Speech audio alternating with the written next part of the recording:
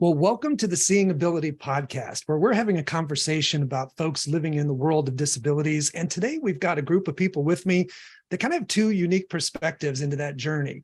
One, we've got a group of people that are on the side of helping people with disabilities, especially children and their families. And then the other perspective is we've got a mom here who's living that path herself, raising kids with special needs. So excited to have everybody. I'm your host, Jim Littlefield-Dalmaris. We know you have a lot of choices when it comes to podcast listening. So first of all, I just want to thank you for tuning into us. If you're a listener, you know we try to keep our episodes kind of brief. We know you're busy people. That's going to be tough because we've got some great ladies with me here today. I'm kind of the token male on the podcast today, and they've got a lot of good stuff to say, but we'll try to keep things tight. What I'm going to do is first introduce one of our guests, let her introduce the rest of the folks she's brought with her today, and then we'll jump into the Fast Four. So let's get started. Saving no time right now with my introduction of Miss Lisa Campbell, who I've happened to known, I think, since Sophie was little and first came to the Kids Center, maybe about 19 years ago. She's a physical therapist by background. Now, she said to me she's been at the Kids Center for 35 years, which means she must have started when she was like eight or nine years old. Yeah. Yes. And PT by background, currently serving the organization as the interim executive director. Lisa, welcome to the podcast. Thanks for being here today. Thanks, Jim. I'm really excited to be here and tell you a little bit about Kids Center and introduce you to some of our team. Kids Center's been around for 65 years. We're celebrating our 65th birthday this year. We provide outpatient rehab services for children from birth to 21. The reason I've been at the Kids Center for 35 years is because what we do is important. Our mission is from our heart. We provide physical therapy, occupational therapy, speech language therapy. More recently, in my time here, we've been able to provide behavioral health services as well as feeding and nutrition services. So very well-rounded. We like to say we're one-stop shopping for our families to try to help decrease the amount of travel they have to do. They can get all of the services here. We have clinics. We have a day that an orthotist comes into the center. So a lot of our children's needs can be met at the center and can be facilitated in one trip for the families. With me today, I have brought, did you have a question for me? No, go ahead. Yeah, I was going to ask you, who did you bring with you today? You read so my with mind. Me today, I have brought our new Director of Development, Michelle Wisely. She joined the Kids Center team in January, and we're very, very excited to have her on board. She's jumped in and doing a fantastic job so far and really become a valued team member. I also have with me Hannah Reagan. She's one of our occupational therapists who has been at the Kids Center for quite some time as well. Hannah, are we at 14 years, 15? How long have you been at Kids Center? 14. Almost 14. Hannah has a lot of experience with treating different diagnoses in occupational therapy, from motor impairments to sensory motor disturbances, and runs the gamut for helping your child reach their occupation. And I'm also very pleased and excited to have with us today Morgan Moyer. She is one of our Kids Center parents. And when I call her a Kids Center parent, I mean that as she is a part of us. Our parents are our team members and a very important part of helping our patients meet their outcomes. And Morgan is fantastic, and I'm looking forward myself to hearing what she's going to talk about today and tell a little bit about her journey as a special needs parent. Well, welcome to all of you today. I'm super excited to have you. And again, we're talking about the world of disabilities, but we're a person-centered podcast. So I want to get to know you guys as people just real briefly. Now, we've got a big group today, so I won't ask you each the Fast Four, but I'm going to ask each of you one of the questions. Now, the Fast Four is brought to you by the folks at Reliable Tech Help. So for all your IT needs, call Reliable Tech Help at 502-797-7399. or visit them online at reliabletechhelp.com. That's tech with a K, not CH. All right, I'm going to start with Michelle. Michelle, what is your favorite junk food? Oh, wow. I think my favorite is just a good old potato chip. You can't go wrong. I like that salty snack that I can have when I'm being bad. Okay, there you go. Morgan, we'll go to you next. What is your favorite streaming show? I knew you were going to ask me about TV. I do not watch TV. I literally have no time to watch TV. Well, I will tell you, we really don't. But my favorite show of all time, which is very old, and I also think it does not say very many good things about me, is Sons of Anarchy. And I don't know if anybody has seen it, but it's seriously my favorite show of all time. And it is terrible. It is so bad, but it's so good. Well, that's why they call it a guilty pleasure. So That's right. hardcore, I like it. Okay. Kind of like potato chips, Morgan. Absolutely. Okay. So Lisa, if we were to look at your playlist, what would be a song that would be on it? Oh my goodness. I listen to so many different kinds of music. I listen to Christian, contemporary Christian. I like country. I would say probably you're going to find some Stevie Ray Vaughan or some Chris Stapleton are going to be my top listens right now. Okay. I love it. And last but certainly not least, Hannah, if we were to give you a chance to just be whisked away to a location anywhere in the world, where would you want to go? The beach. Probably, The beach? Yeah, the beach. Anywhere. Anywhere beach. Okay. I love it. She's a beach girl. Okay. That's great. Well, thank you, ladies. Like I said, it gets us a chance to just get to know you a little bit. So I want to turn to Morgan, who is the mom of the group, and why you guys do the work that you do, and why I'm doing this podcast is really supporting parents that are on this journey with us. So Morgan, first of all, welcome, and tell our listeners a little bit about your story, like what brought you into this world to begin with. Yeah, so thanks for having me. I'm excited to be here. So I, like all parents, never expected or thought that I would be here and would be in this world and a member of this club. I got pregnant almost 8 years ago with my son, my first and my oldest, and my pregnancy was completely normal. Nothing, no signs of anything. But when Leo was born, he was born, he was connected to the umbilical cord, he was crying, he was beautiful, he was perfect. Kenny goes to cut the umbilical cord and he stops breathing. He turns blue and the nurses get paged. There's like 10 NICU doctors that run in. And as a first-time mom, you're just like, world stops. And I was freaking out, and come to find out, he ended up having choanal atresia. So instead of having holes in his nose to breathe through, he had bone. And so he was not able to breathe. So there is no physician in Louisville that can perform the surgery. So at about 12 hours old, he was transferred to Cincinnati Children's.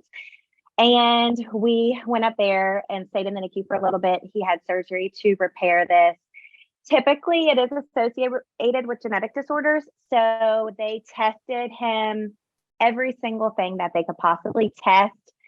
And all his other systems in his body and everything else looked fine. So we got sent home thinking everything was fine. And we had a 3-month NICU or genetic follow-up after that. We went back in just to check in, see how we were doing. And at that appointment, they immediately look at him. I mean, my husband was not even with me because I did not even think it was going to be anything. And they're like, he's not developing like he should. And again, as a first-time mom, I'm like, he's 3 months old. What is a 3-month-old supposed to do? He was not holding his head up. He was not, I remember them holding him out and he crunched his little legs up and he was not putting his legs down at all. And I just remember them looking at him and I'm like, I don't know what's normal, So they ended up doing blood work after that appointment. And we found out that he has, his disorder is partial trisomy 18. So he's missing a little bit of part of his chromosome. He has an extra piece top of it. So we are blindsided, definitely turned our world upside down. I feel like not only as a first-time parent is your world turned upside down, but then when you have other extenuating circumstances like this going on too, it's really, really hard and really difficult. I just believe that everything happens for a reason, and the people that you're meant to be around and find you and help you come into your life for a reason. I ended up very randomly meeting a PT at Kid Center, Kelly Kramer, who is no longer there, but she was Leo's PT for a very, very long time. And I met her and she's like, he has torticollis. So his head was a little crooked. And I was like, yes, I do know. And So she had asked if we were starting therapy, and I was like, well, I'm trying to start early intervention, but it's taking a long time. And so she was like, you need to come see me. So she got me in and she started hearing my story. And she's like, okay, he's having trouble feeding. You need to go see Sally Sanders. And so she just immediately got me connected with everybody at Kids Center that was able to help him and help me, because I knew nothing. I knew nothing about anything at the time. And it was such a blessing. Continuing on, I'll quickly finish with my story, but I also have another child as well who is also seen at Kids Center. So we ended up having a daughter, and then we got pregnant again. I am a genetic carrier of the condition. I have a balanced translocation. So what we found out was Leo inherited one of my abnormal genes. We did IVF with genetic testing to conceive our daughter, because it's such a big chance that this would happen again for us. And we never intended to conceive naturally, but again, God has his own plans for us. And to, the shock of our lives, truly, like cannot believe we ended up conceiving naturally, but we did. And I was convinced that his name's Gabriel, was going to be, genetically normal and fine. I'm like, this can't happen twice. It's like lightning strike. I'm like, no way. My husband's like, yeah, right. He is going to have this. So we did amniocentesis like 16 weeks, and we found out, yes, he does in fact have the balanced or, abnormal genes as well, but he did not inherit the same one as Leo, because that would be way too easy. He got the other abnormal gene, making him way more medically complicated and complex and all the things. But that's okay. We were in a very good place to be able to, I was like, I know exactly what I need to do this time. I know who he's going to see. Kids Center is there to help us. And we were able just to kind of go straight from the NICU into getting the help that we needed. So it has been quite a journey. Yeah, I would think that's an overstatement, quite a journey, or understatement. So the second time that curveball, like you said, you were well equipped to just kind of roll with the punches. But let's go back to that first curveball that you got. Like you said, nobody really expects it. Talk a little bit about your own journey with the emotions of that, how you were able to find yourself and your husband, Kenny, working through that. And then advice, I guess, you would give to parents that are maybe in the throes of that, or know somebody that are in the throes of that right now. So the biggest thing that I think is the most important thing is that you have to allow yourself to feel every single feeling that comes along with a diagnosis. And you feel, when you're in that, you're scared and you're alone, because I didn't know anybody else to talk to. And you feel there's so much grief and there's so much sadness. And there's, for 9 months, I had dreamed this life for my child and all these things that I expected for him. And all of a sudden, I have no idea if any of that's a possibility.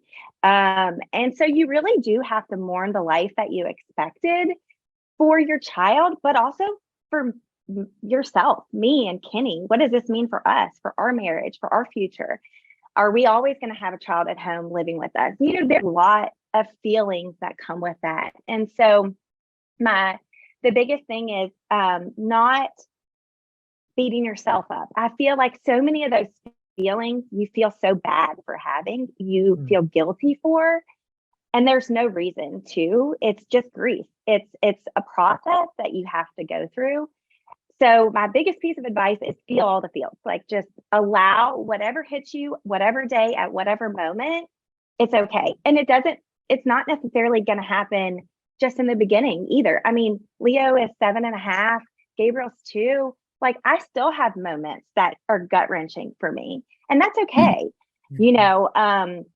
I look at my kids when we're out on vacation, and I see all of the cousins playing and doing all these things, and I'm like, well, what if my kids were like them too? What would that life look like? And then you just have to kind of allow yourself to feel through those feelings, but then also just change your perspective and look at all of the beautiful and wonderful blessings that come with it. So that's my biggest, is definitely feel all of the feels. Reach out to other parents. I mean, my biggest thing is, like, I would not have known anything, learned anything if it weren't for another mom helping me. It's like, you've been here.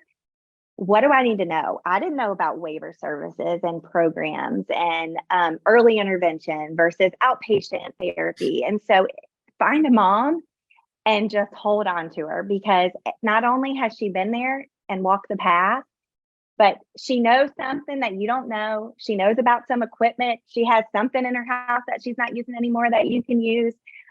She can connect you with somebody.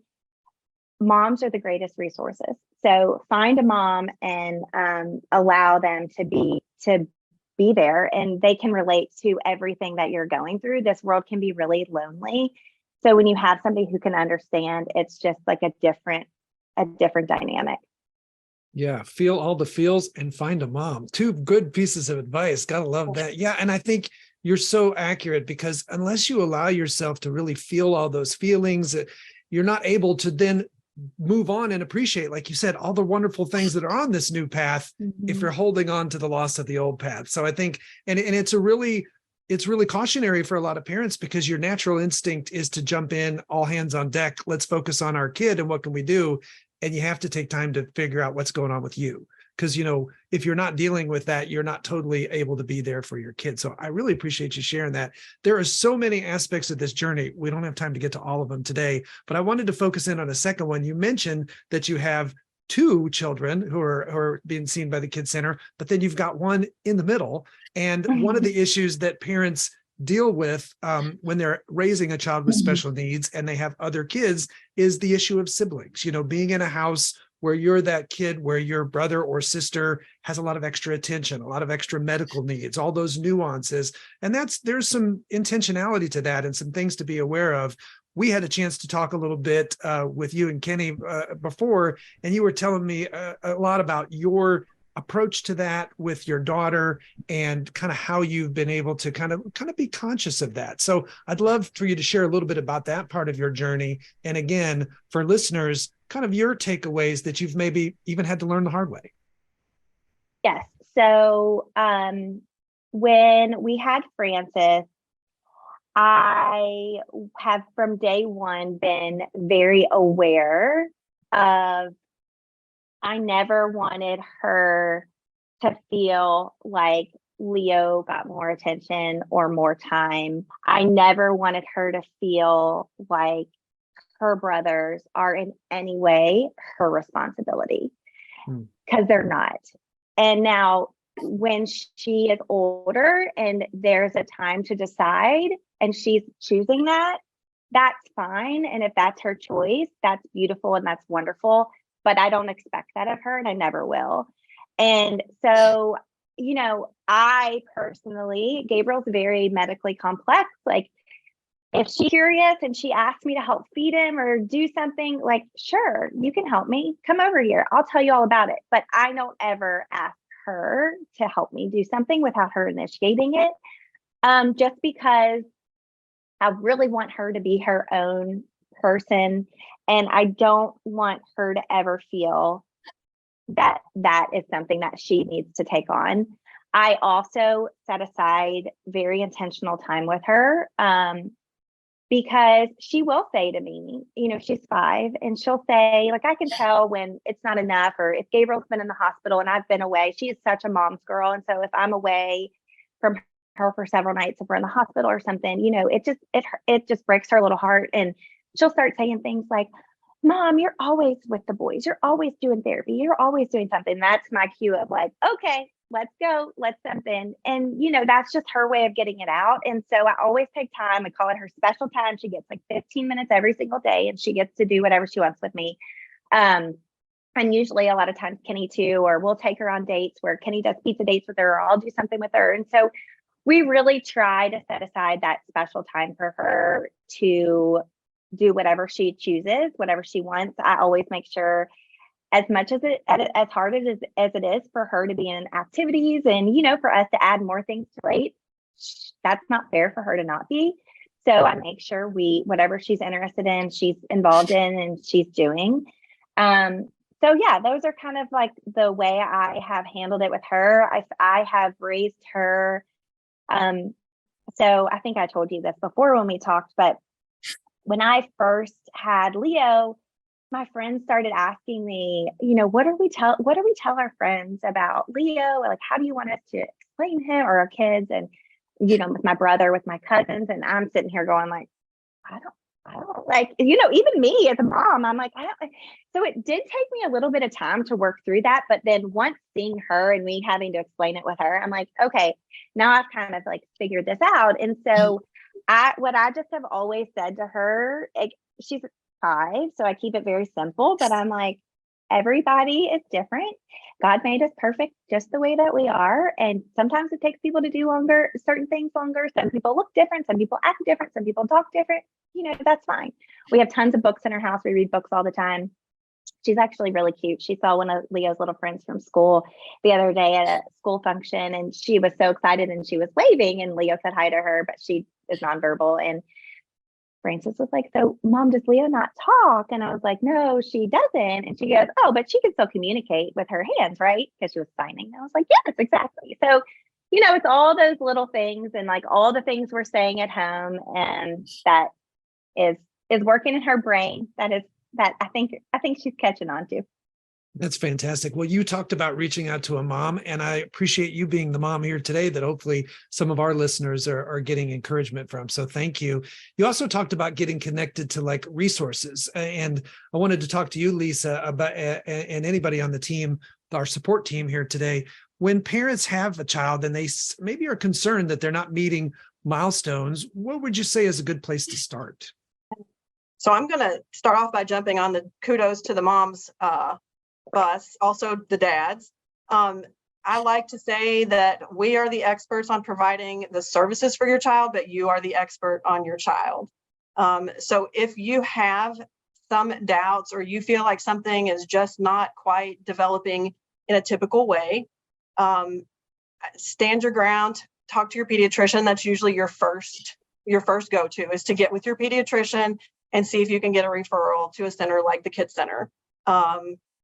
If your pediatrician is not on board, or you just feel like you're not sure there's something going on, you are welcome to reach out directly to a place like the Kids Center, and we can assist you in getting with the physician, maybe doing a screening and talk about what your child's needs might be and work with you in getting that referral from your physician. Most pediatricians now are very aware of children with developmental delays and the strong benefits to early intervention. So it's usually not difficult to get that referral. So pediatrician's a first step, but don't stop there. If you don't get what you need, you can definitely reach out to a place like the Kids Center and ask questions. We're always open to help the families navigate that. Once you have determined that there is a need, coming to the Kids Center, we get you going, we get you in with our intake processes, and we help you every step of the way to figure out billing. We've got financial assistance. Our mission is to be able to provide services to any child who needs it, regardless of their ability to pay for the full price of care, regardless of what who their insurance payer is. We want to make our services available for all of our patients. But moms and dads, go with your guts. If you feel like there's something that's not quite developing right, you need to follow. You're the expert on your child, and I don't ever want our parents to forget that piece. It's such an important piece. So yeah, I would say that would be where you would start.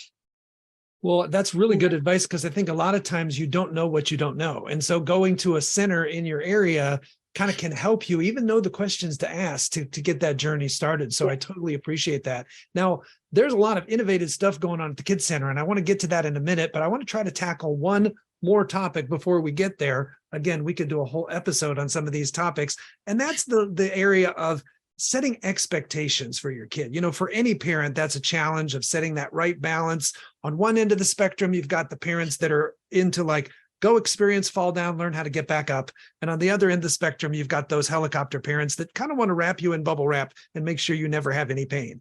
That's true of parenting in general. And then you take the world of a kid who's facing extra challenges, and it can kind of influence either the parent or the grandparent or the people around their ability to set the right level of expectations for kids. So this is kind of open to any of you in the panel. What advice would you give for parents as they're looking at their child and they're seeing some of their challenges? How do you set appropriate expectations?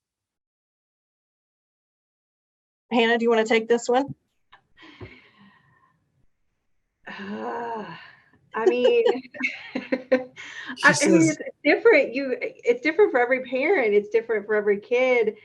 I really try to encourage my parents to know themselves and know their child. And you kind of have to figure out how to navigate. Sometimes you have to be a little bit more of a helicopter, and sometimes you have to be a little bit more hands off, and I try to guide when I see things. But I mean, that's a tough one. But I think the biggest thing is really getting to know your child and, understanding what they need. And that's a big thing that we try to help them figure that out, So getting to know yourself too, and where your boundaries are, is really important as well. Yeah. And I can say that as a parent too. Yeah, I would add to that, as we're looking at expectations, we have goals for our children. For our children with special needs, the families come in, we want them to be able to talk, and we want them to be able to walk, and all of those. But when we're looking at expectations, the partnership that the therapist and the families have together, so that you can create expectations that will be successful for your child and for your family, is so important. We cheer for so many little tiny pieces on the way to the big goals. And I think helping the parents understand those expectations is huge. And Hannah's right. Know yourself as a parent, know your child and their abilities, and just work on what's right in front of you. Don't think about your long-term goals, but really address what's right in front of you at the moment, and really work hard on quality of life for you and your child. Yeah, absolutely. I appreciate that. Well, like I said, you guys have been around for a long time, but you've got some really innovative stuff going on right now in your approach to therapies. Do you guys want to share what's going on here in Louisville with the Kids Center? Yeah, I'll start off just a little bit, and then I'm going to toss it back to Hannah. But like I said, I've been at the Kids Center for 35 years, and probably for 25 of those years, we hoped to start an intensive program. And that's a model of care that we've recently started providing. Just in the beginning of this year was our first round of it. And it's a different model of care where we're very intensive on the amount of services that we provide, and we do it for a very specific amount of time for a very specific goal. We have had some great results from it, but I'm going to pass it over to Hannah. She's one of our therapists that is on the intensive team. She'll tell you a little bit about what the intensives are and some of the wonderful things that we've seen already from that. And keep in mind, the intensives are in addition to our regular traditional therapies that are also very successful. And they're a small piece of what we do, a very important piece, but we have lots of services at the Kids Center. Today, we're just going to focus on this because it's really new and really exciting right now. Ideally, an intensive model of care, you'd almost like to put every kiddo in that, and probably in some degree or another, you probably could. But right now we've set up a specific program, because the more you do something, the better it is. It's with anything in sports, anything that you do, the more you practice it, the more you work on something, the better that you're going to get. So that's especially true for our kiddos. So we came up with a program. It's 5 times a week. 3 hours a day, and we combine OT and PT, and that's your occupational and physical therapy. You start with an hour of prep with your occupational therapy, and then you've got a combo treatment time with your occupational and physical therapy together, and then you end with more functional activities and things with your physical therapy, your last hour. And yeah, 5 days a week, it's a lot. We combine a couple different, we initially thought about doing one specific type of protocol with it, which is NDT, neurodevelopmental treatment. But we decided as we went on that was a little bit more nuanced and took some training that we wanted to incorporate a little bit more. So we added, we do DMI as well, which is dynamic movement intervention, which is kind of the new trend right now. And then we also use a TheraSuit, which usually at the center of most people's difficulties and things that we run into is your core. I mean, that's literally the center of everything. That's your trunk control. So that is your biggest issue most of the time. It's everybody. I mean, your speech therapists need it, your physical therapists need it, and your occupational therapists need it. And most of the time, they will all in some way address and try to get that core working because it affects everything, right? So we took some training on something called a TheraSuit. I'm not going to go into detail about explaining about that, but the suit that you wear basically helps activate the muscles of your trunk. It can do a little bit more, and it can get work on a little bit of walking and things, but the main reason for it is to activate that trunk. And so it helps activate the muscles as well as gives the sensory piece that the OTs like, your proprioceptive, your body awareness. And it's a super intense version of that. It's really neat. So we incorporate those different things in our intensive program. Do you have any more questions about that, or do you want me to get into what we have seen? Yeah, I was going to say, so changing the model of care, what's some of the early neat things that you've seen it make a difference? Some of the changes that we've seen, or the outcomes that we've seen from the program, is that what you're talking about? Yeah. Okay. So one girl in particular that I worked with, or that I was on the team with, she was not weight bearing at all. We had no idea the expectations. We had no idea what we were going to get. A chromosome issue, and she had no weight bearing. She really had trouble regulating. She did not know where her body was. She would not put her feet down. The only weight bearing we would get was a little bit on upper extremities, and when she would crawl, she would do what we call is kind of a bunny hop, right? So very minimal weight bearing at all. And anytime they would get her in PT, and try to get her to weight bear through her feet, she was pretty upset most of the time. So she was really fun to work with. And we ended up, by the end of it, I know Mom's mind was blown too. It was pretty crazy. She was able to weight bear at the end of it. She was standing for several minutes by the end. She was taking steps.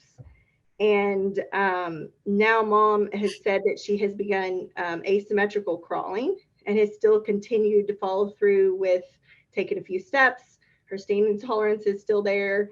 And she's also works on sit to stand all the time. I think it's one of her favorite things to do. But within the first week, she was weight bearing. She had met the goal, the end goal. And we were like, well, what do we do? Where do we go from here? What was her end goal, Hannah? As you started that program, what was the goal? We set a functional goal at the beginning of the program. And for this little girl, I think it was just standing at the sink to brush her teeth a short period of time or something. And she was doing that within the first week. And we were just wow. And pulling herself up. And we were just what? So yeah, it was pretty amazing. How exciting to do something new like that and see how it really is moving the needle. Thank you guys so much for sharing. Michelle, Lisa mentioned earlier that part of the Kid Center's mission is to be able to help families, but not just related to who can pay for the services. And obviously that takes community support. Tell us some of the things that you've got going on. So if some of our listeners wanted to learn more about the Kids Center, or maybe even get involved in helping with your mission, what do you got going on over there? Absolutely. So I think a lot of folks may not even realize that Kids Center is a 501c3 nonprofit.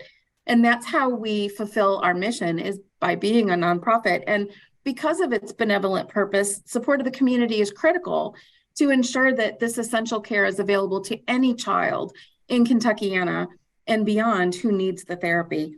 And this is true, just to give a little background, because insurance companies and Medicaid do not reimburse Kids Center for the full cost of care, but we're never going to deny a family care because of that. Kids Center uses a sliding scale based on income to assess fees for service. And then some insurances, going back to insurances, and Medicaid cover only some of the therapies, or in some cases, they won't cover therapy. And so if we have a kiddo that needs that, we're going to make sure that they get that no matter what. So my team works to kind of bridge that gap so that everybody can get the care. And we do that with some events where, I'm getting out in the community. I am the newest member here, and I'm getting out in the community and meeting folks and talking to them, telling the story of Kid Center. So one of the best ways that people who are listening today can get involved is to come and tour. Let us know you'd like to come and see our mission in action. That's the best way to really experience it. Our next event we have coming up is our Ability Ball.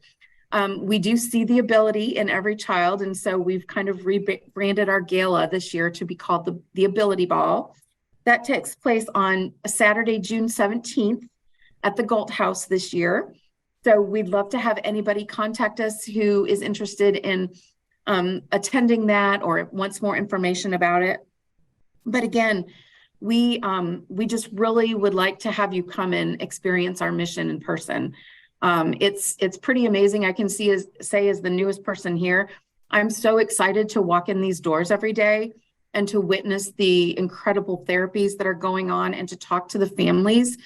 I was on a tour a week or so ago, and we walked into a therapy, and the mom came over and showed us a video of how her child started about a month ago and what he was doing that day. And it was so impactful to see that. So that's the best way to really get involved and support our mission.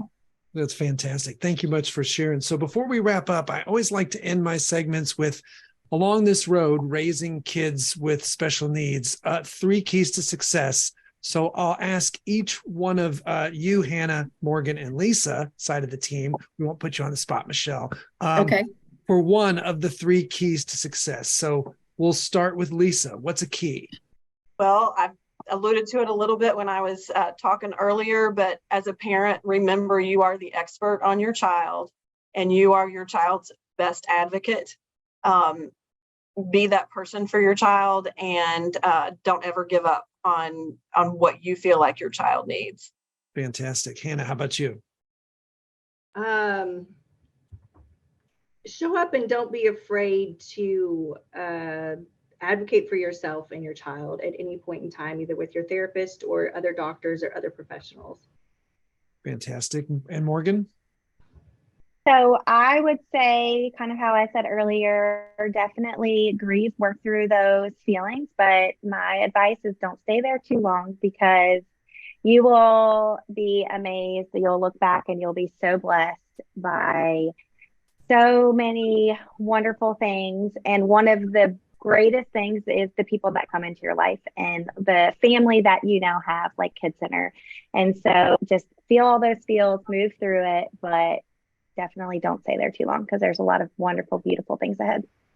Well, ladies, thank you so much for being on the episode today. For our audience, we'd like to get as many people as possible who could benefit from this podcast to know about it. So you can help us by going to our Facebook page, liking that page, following the podcast, subscribing to it on your favorite, wherever you get your podcast. Just get the message out to other people. Our goal is that this podcast provides some education, hopefully some inspiration, and definitely a sense of community for folks out there. So again, we appreciate you listening in today. We'll see you next time.